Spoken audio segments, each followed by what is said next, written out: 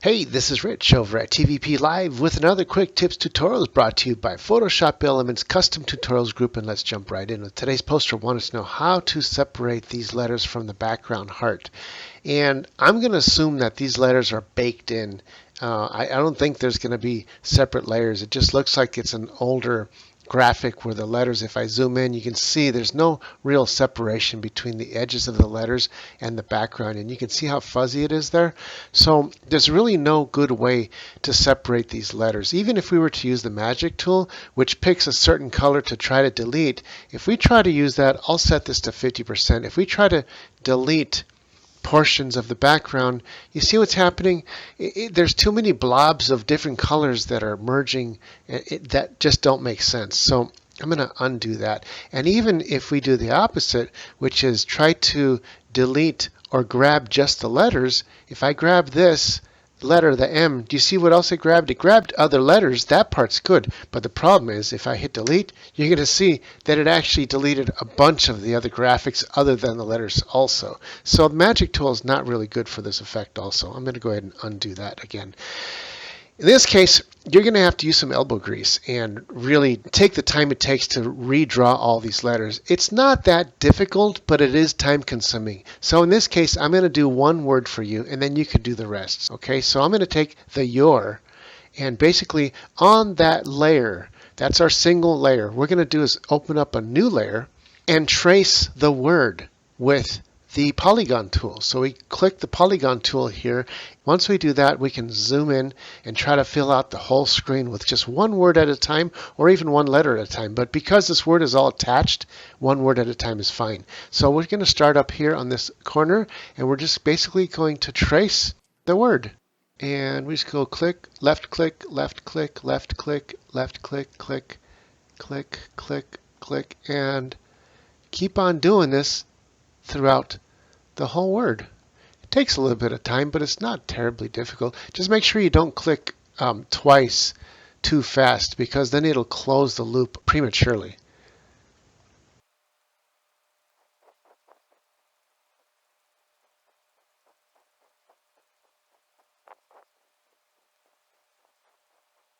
And now we get close to the end here, and what we're going to do is double click when we get close to the end here to close out the polygon, and it'll give us the marching ants. I'll double click now, and you see the marching ants. It outlines the whole word. And now what we want to do is fill that in, and see how we recreated a new layer for that. And that's really important. You don't want to do this on top of the original layer. You want to make sure it's on top of a new blank layer. We're going to come over here and pick a color. Let's start with white, okay? So we're going to pick pure white from the color palette, and then take the paint bucket and then left click somewhere in the middle of the letter. Watch what happens. Boom. It outlines the whole word. Obviously there's holes that are missing, so let's go ahead and get rid of the holes that are missing. We're going to go up to that layer, go up to the opacity. I'll highlight that and change that to 50%. And see what it did? It made the letter see-through so that I know exactly where to cut out the holes of the letter. Once again, let's go to the polygon. I can zoom in a little bit, and I'm going to start it down here and cut out the hole of the O. And this O actually has two holes because this is cursive writing. I'll hit delete. We deleted that portion, and we'll do the same thing with this. We're just tracing what's already there. I'll come down here and do the bottom half of the Y. And as you can see, this is not terribly difficult, but can be time consuming when you got a bunch of words to do. I'll double click here and hit delete. And finally, the top of the R has a little tiny little hole in here. So we'll just do like a little sliver. Boom, like that. And now we got us a separated your. And let's bring the opacity back up from 50. I can hit this little arrow and just drag the slider all the way up to 100. Watch what happens. The word goes all the way bright. I can lessen it, bring it down to almost 0, or bring it up to 100. Now, if you wanted to use that black color, I would suggest not to, but let's change the word to black. So I'm going to take the color palette, left click here, and then drag left click down here to pure black, and then hit OK.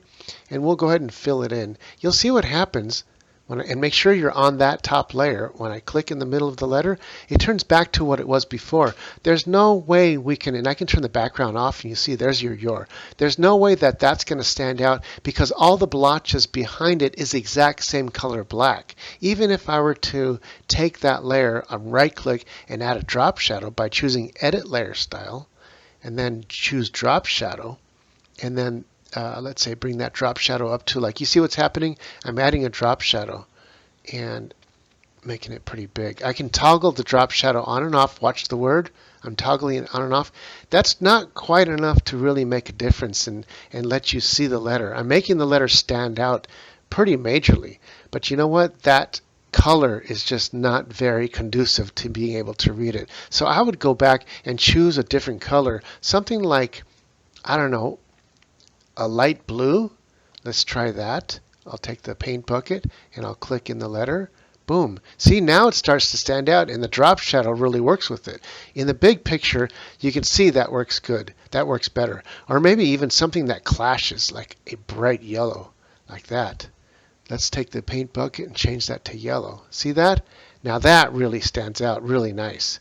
So anyway, that's how we can copy the words by tracing them, and then you can use them wherever you want. I'll put it right back here, and that gives it that kind of a three-dimensional look, and it really stands out. Do the rest for each one of these, even the flower if you want. This one's going to take a long time to do, but it's really worth it, and it looks really nice. This is it for this tutorial. This is Rich, calling it quits, saying over and out.